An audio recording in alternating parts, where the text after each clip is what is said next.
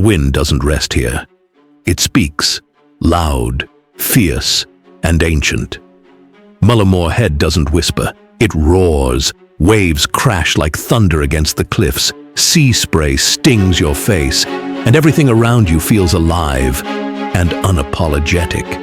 You don't come here for calm. You come here to remember how small you are.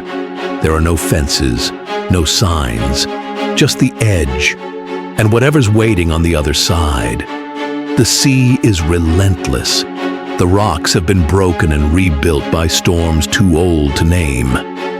And when you stand here, drone in hand, breath held, you feel it. The energy, the weight, the history. Not man-made, not polished, just wild. This is why I film. Why I wake early, climb cliffs, and trust the wind won't take the drone today. Because places like this, they don't just exist. They speak. And if you're quiet enough, they might just say something worth remembering. This is Mullaghmore Head. This is above the clouds.